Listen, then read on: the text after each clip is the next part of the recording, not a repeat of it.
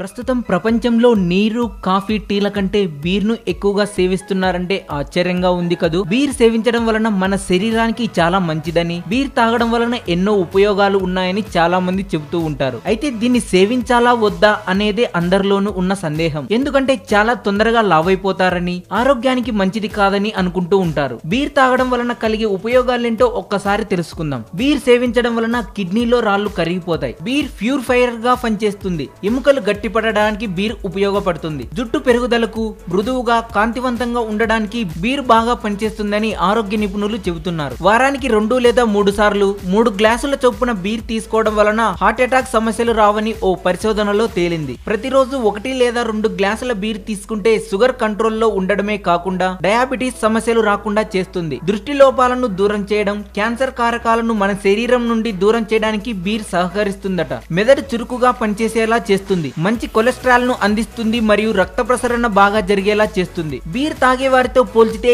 Beer తాగని వారిలో గుండె సంబంధిత వ్యాధులు ఎక్కువగా ఉన్నాయట. అల్జీమర్స్ వ్యాధి రాకుండా చేయడంలో బీర్ తోడ్పడుతుంది. బీర్ సేవించడం వలన మంచి ఉపయోగాలు ఉన్నాయి కదా అని పరిమితికి మించి సేవించకూడదు. మితంగా మాత్రమే తీసుకోవాలి. ఈ వీడియో ఎవరిని ఎంకరేజ్ చేయడానికి చేసినది కాదు. బీర్ సేవించడం అనారోగ్యం అనే అపోహ నుండి దీనివల్ల కలిగే ఉపయోగాల గురించి తెలిపే ప్రయత్నం మాత్రమే.